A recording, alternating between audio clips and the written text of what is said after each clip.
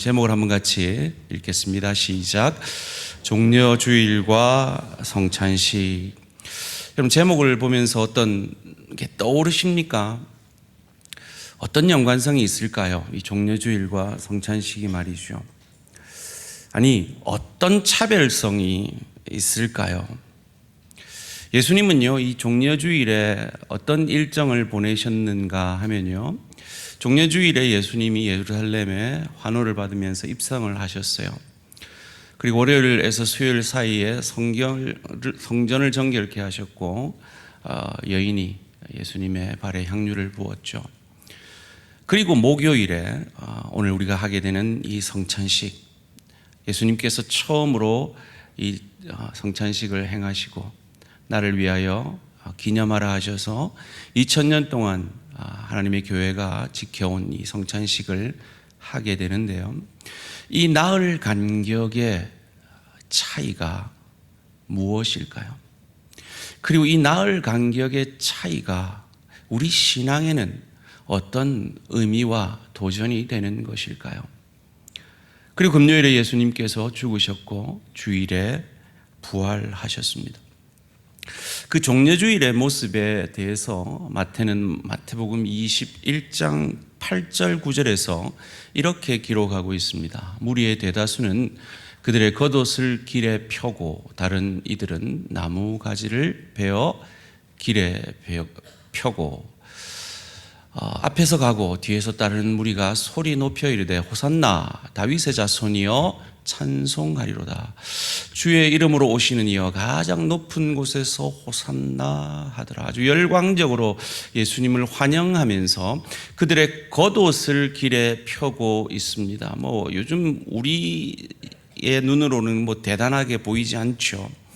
그런데 여러분, 그 시대의 사람들 대부분은 옷 한 벌밖에 없는 사람들입니다. 옷이 귀한 시대입니다.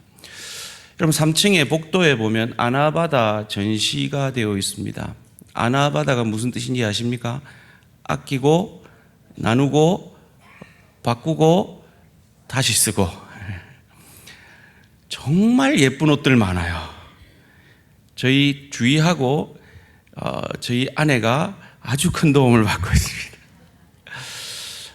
여러분, 옷장을 열으셔서 1년 동안 안 입은 옷 있으면 갖다 놓으시면 따다른 지체가 예쁘게 입으실 거예요. 그들이 왜 갖다 놨을까요? 입을 옷이 많으니까요. 근데 이 시대는 그런 시대가 아니에요. 그런데 그들이 하나밖에 없는 그들의 옷을 예수님의 행차에 깔고 있는 겁니다. 엄청난 존경을, 환영을 하는 것이죠. 그리고 그들이 뭐라고 외쳤습니까? 다윗의 자손이여 라고 외쳤습니다. 이 말은 당신은 그리스도입니다, 당신은 메시아입니다, 당신은 구원자입니다 라고 외치고 있는 거예요. 예수님이 그리스도임을 인정하는 것이죠. 그리고 호산나라고 외치는데요, 이 호산나라는 말은 호시아나라는 말에서 어원이 있는데, 이게 호세아, 여호수아, 예수 다 같은 말이에요. 다 같은 뜻이에요. 구원이라는 뜻이죠. 당시 사람들은 아람어를 쓰고 있었는데 이 아람어가 헬라어로 기록되면서 호시아나가 호산나라고 기록됐는데요, 시편 118편 25절이 그 뜻을 잘 설명해 주고 있습니다. 여호와여 구하옵나니 이제 구원하소서. 여호와여 우리가 구하옵나니 이제 형통하게 하소서. 이제 구원하소서라는 뜻이 호산나라는 뜻입니다. 이 나라는 단어를 지금이라고 번역할 수도 있고 감탄사로도 번역할 수 있어요. 그래서 지금 구원하소서, 이제 구원하소서, 오 구원하소서라고 그들은 외치고 있는 것입니다. 그런데 우리는 이 종려주일을 아주 거룩하게 지키는데요, 사실은 이 종려주일은 이 예수님을 환영하는 것이 처음이 아니었습니다.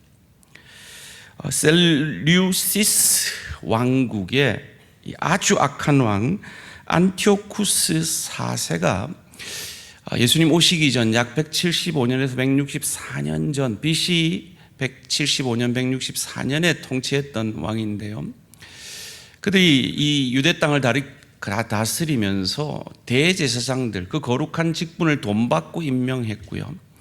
안식일을 준수하고 할례를 금지시켰습니다. 예루살렘 성전에 제우스 신상을 세우고 대지로 제사를 지내게 했고요. 유대인들이 절대 먹지 않는 돼지를 억지로 먹게 했습니다. 그래서 그것을 거절하다가 많은 유대인들이 순교를 당합니다. 그는 자신을 신의 현현이라고 에피파네스라고 부르라고 강요를 했는데, 이 유대인들은 발음 실수를 핑계대면서 에피마네스라고 불렀대요. 이 뜻은 미친 놈이라고 합니다. 이 시대에 마카비 형제가 아주 군사적 열세를 딛고 봉기를 일으켜서 승리를 하게 됩니다. 그 마카비 형제를 열렬히 환영했던 것이 바로 이 종려나무 가지를 흔들며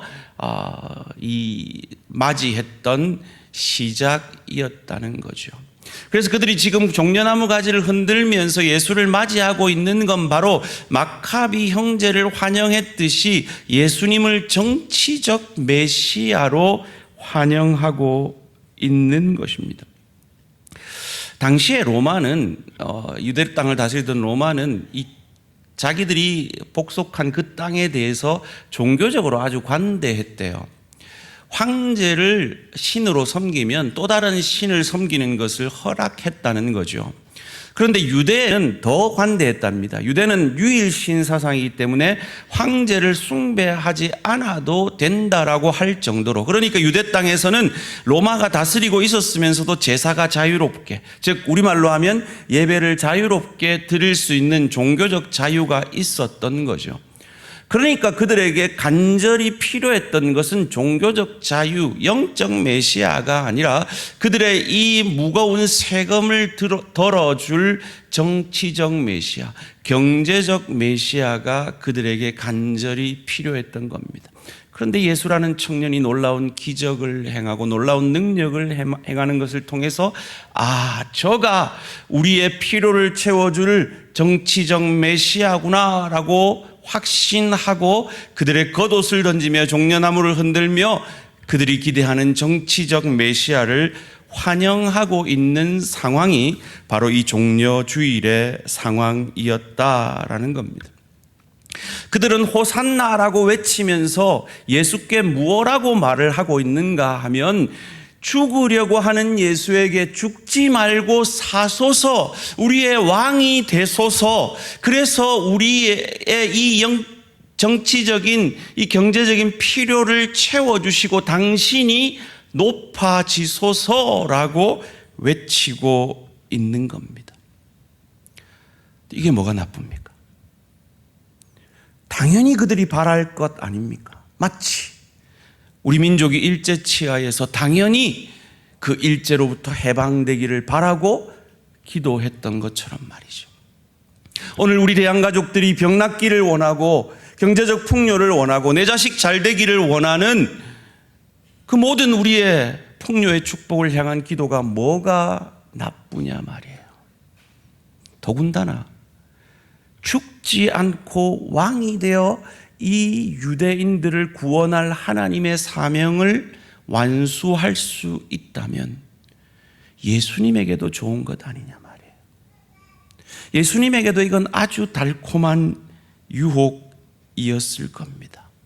그런데 이 호산나 다윗의 자손이여라고 열광적으로 환호를 받고 입성했던 이 종려주일 나흘 뒤에 예수님은 제자들과 함께 오늘 우리가 읽은 본문 가운데 성찬식을 행하시며 내가 죽어져야 너희가 산다라고 말씀하고 계시는 것입니다. 자신이 영적 메시아로서 내 살과 피를 우리를 위해 찢기고 피 흘려 주실 것을 말씀해 주고 계시는 겁니다. 사랑하는 성도님들, 여러분이 믿는 메시아 그리스도 구원자는 어떤 메시아입니까? 유대인들이 그토록 환영했던 정치적 메시아입니까? 아니면 내가 어찌할 수 없는 이 죄의 문제, 이 죽음의 문제를 해결해 주시기 위해 살과 피를 나를 위해 찢기고 피 흘려 주신 영적 메시아이십니까? 예수님은 그의 입으로 12영 되는 천사 동원권이 있었다 그럽니다. 12영이라고 하는 것은 3만 6천 명의 천군 천사를 동원할 수 있었다는 겁니다. 로마 정도는 가볍게 박살을 낼 수가 있었죠. 그 종교 지도자들 정도는 가볍게 제압하고 왕이 될 수 있었다라는 겁니다. 그런데 그 권한을 쓰지 않으시고 힘없이 유월절 어린 양으로 죽어 가시는 겁니다. 그 모습에 실망했던 호산나 다윗의 자손이여 외쳤던 그들의 외침은 저를 십자가에 못 박으소서라는 외침으로 바뀌어 버립니다. 그를 그렇게 열렬히 환호했던 그들의 환호를 경험했던 인간 예수가 자기를 십자가에 못 박으라고 그 동일한 사람들이 외치는 그 외침 속에서도 자기가 죽지 않을 수 있는 그 정치적 메시아됨의 유혹을 그는 왜 이기셨을까요? 바로 저와 여러분의 필요가 이 땅에서 잘 먹고 잘 사는 그것 이전에 바로 내 죄를 사함받지 않으면 하나님의 심판이 임할 우리인 것 아시고 유월절 어린 양이 되셔서 내게 임할 그 심판을 유월 pass over 건너뛰게 하시는 그것이 저와 여러분에게 더 큰 유익인 것을 아시고 그 종려주일의 인기를 뒤로 한 채 자신의 살과 피를 우리를 위해 내어주시는 성만찬의 주님이 되어 주신 것입니다. 누구의 뜻이 이루어져야 할까요? 오늘 본문 마태복음 26장 2절 말씀 함께 읽습니다. 시작. 너희가 아는 바와 같이 이틀이 지나면 유월절이라 인자가 십자가에 못 박히기 위하여 팔리리라 하시더라. 인자가 팔리리라. 자기가 팔린다 그래요. 언제요? 유월절에요. 팔린다라는 말을 들으면 여러분이 생각나야 할 두 단어가 있습니다. 팔린다라는 것은 값을 치룬다라는 뜻입니다. 값 주고 샀다라는 두 단어가 뭐가 있죠? 아이고 훌륭하십니다. 구속 아이고요. 따라해보세요. 구속은 감옥 가는 겁니다. 구속 그리고 속량 우리를 값주고 사주심으로 말미암아 우리가 주님의 것이 되게 하셨습니다. 이제는 잘 아시죠? 이전 우리 경상도 아가씨들이 사랑 고백을 어떻게 했다고요? 저를 따라해 봅시다. 지는 당신끼라예. 묻지마 말고 따라해 보세요. 지는 당신끼라예. 지는 예수님 거라예. 왜요? 예수님이 그 의로우신 핏값으로 자신이 팔려지고 그래서 우리를 사셔서 우리의 유월절 어린 양 그리스도 메시아 되셔서 우리에게 임할 그 저주를, 예수님을 상징하는 그 어린 양의 피가 문설주에 발려졌을 때 그 하나님의 사자의 심판을, 그 피를 보고 6월 패스오버 건너뛰어 주신 것처럼 저와 여러분이 예수 그리스도를 주로 고백할 때 손가락 다 같이 내 과거, 현재, 미래의 모든 죄가 사함받았음을 믿으시기를 주님의 이름으로 축원합니다. 이 놀라운 역사가 바로 유월절 어린 양이 되어주신 예수 그리스도의 역사로 말미암아 우리에게 일어났다는 겁니다. 그러니까 우리는 주님의 것임을, 우리의 믿음을 표현하는 것이, 우리의 시간의 주인은 주님입니다 라는 믿음을 표현하는 것이 여러분이 지금 하고 있는 이 주일 성수예요.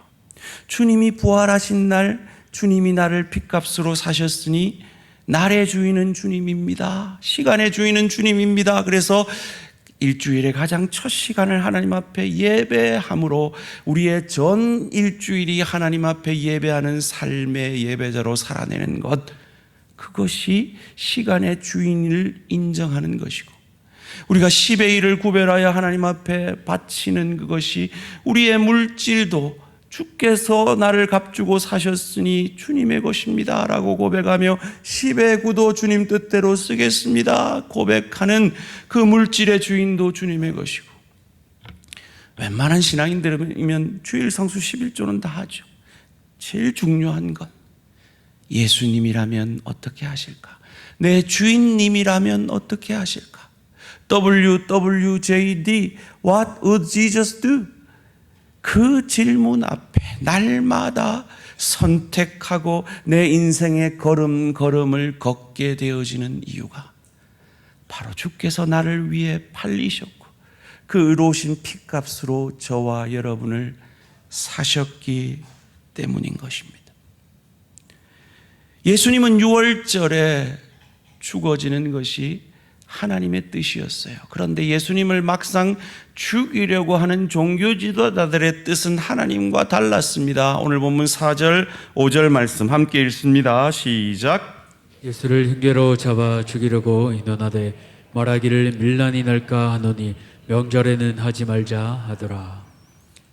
밀란이 날까 두려우니 유월절에는 저 예수를 죽이지 말자라고 결의합니다.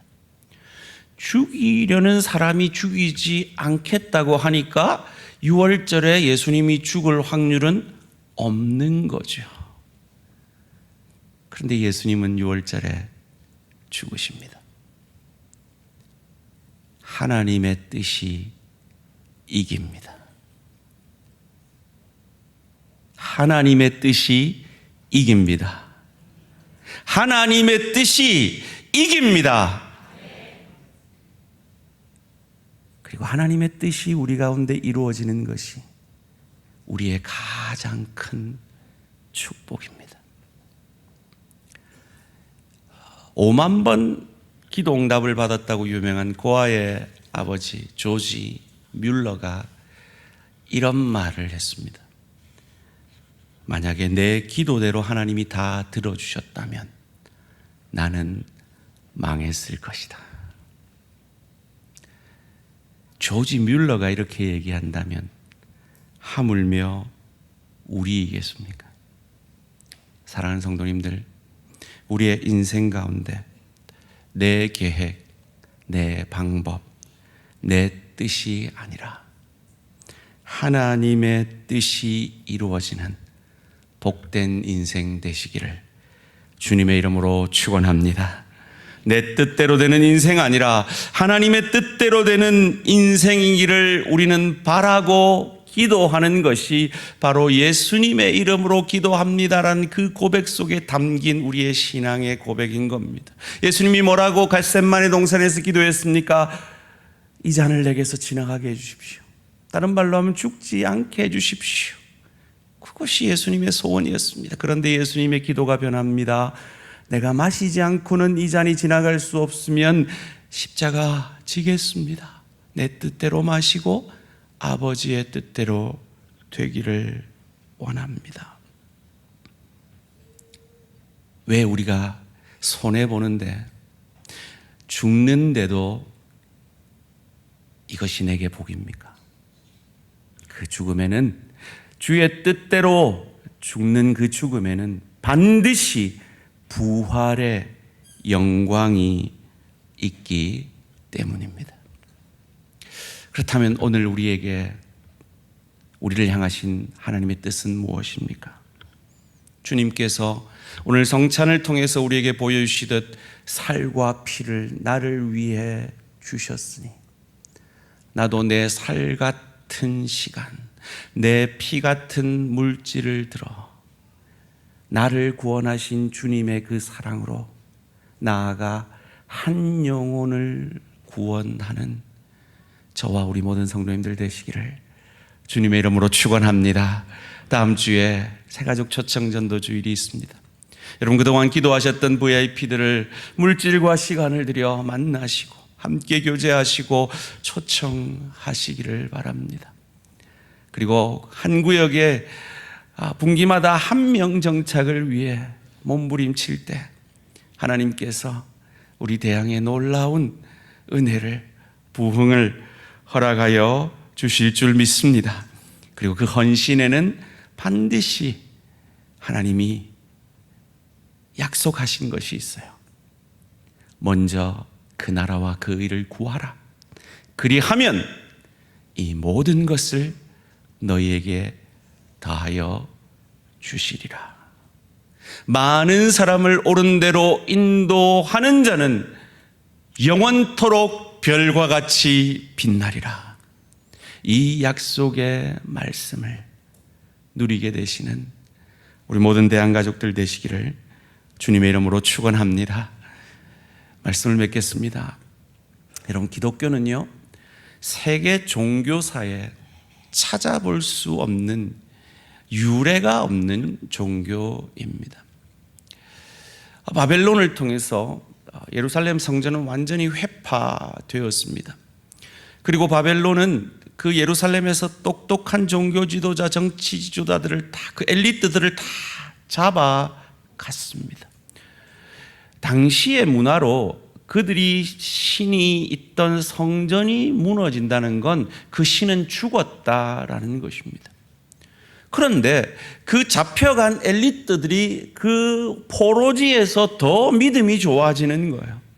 거기다가 이해할 수 없는 하나님의 방법으로 바벨론이 망하고 이 하나님이 세운 또 다른 왕을 통하여서 포로 귀환이 70년 만에 이루어집니다. 폐허가 된 그곳에 스룹바벨 성전이 세워집니다. 그리고 헤롯의 정치적 야망으로 헤롯 성전이 엄청나게 크게 지어집니다. 그것도 로마로에 인해서 완전히 망가집니다. 그럼 그 신은 죽은 거예요. 거기다가 기독교라는 이 종교를 창시한 교주가 죽습니다. 그것도 당시에 가장 치명적인 십자가 형벌로 죽습니다. 그러면 거기서 끝이 나야 됩니다. 그리고 로마에게 엄청난 압제를 받습니다. 기독교인들을 산채로 화형을 시켜서 가로등을 삼을 정도로 엄청난 박해를 받습니다. 그러면 싸그리 망해야 됩니다. 그런데 시간이 지날수록 이 숫자가 더해져서 마침내 로마가 기독교를 국교로 삼지 않으면 정치적인 입지가 세워지지 않을 정도까지 되고 전 세계에 기독교가, 하나님을 경배하는 하나님의 사람들이 많아졌다는 이것이 바로 죽으셨지만, 손해보는 것 같았지만, 당시의 그 종려주일의 그 외침을 거부한 것이 어리석은 선택인 것 같았지만,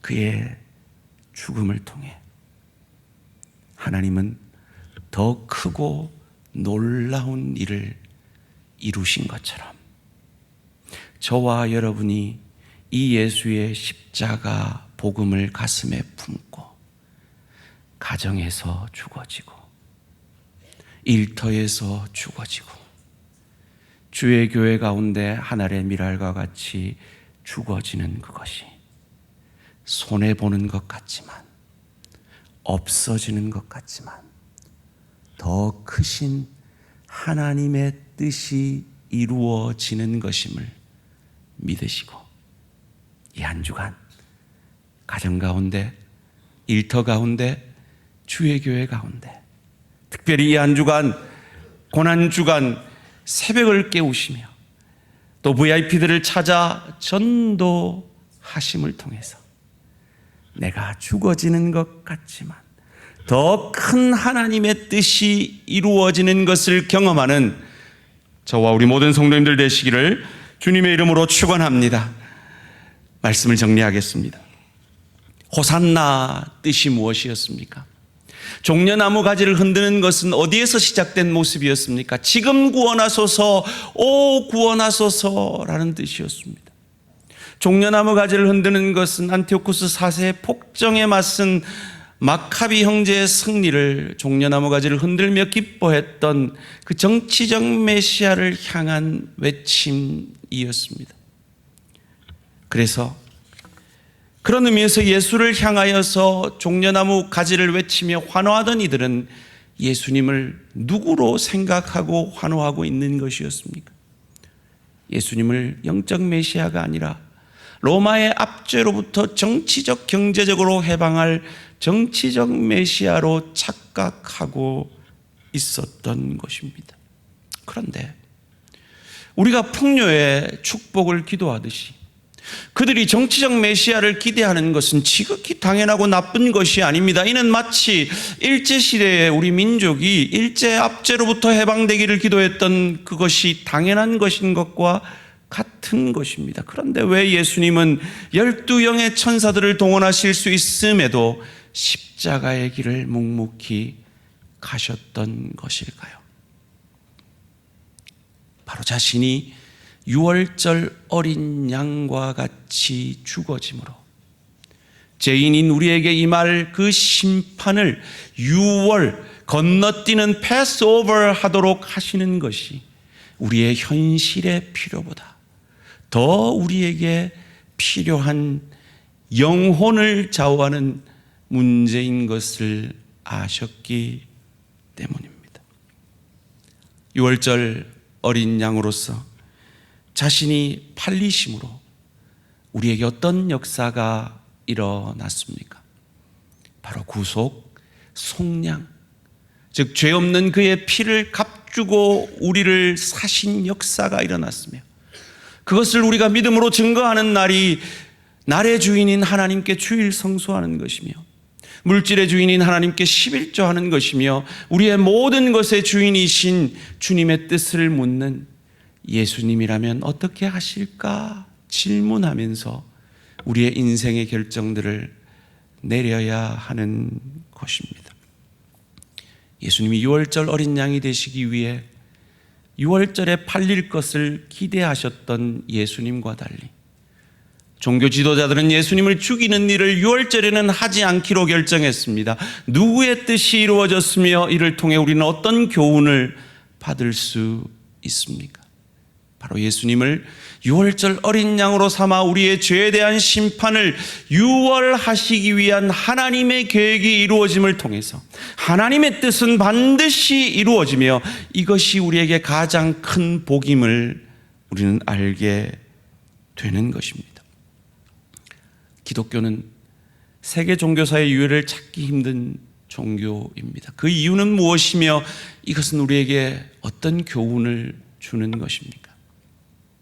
고대 사고로는 바벨론에 의해 성전이 완전히 파괴되었다는 것은 그 신은 죽었다라는 의미이며 교주의 사망에도 기하급수적으로 박해에도 불구하고 성도의 숫자가 늘어난 종교는 인류 역사상 전무후무합니다.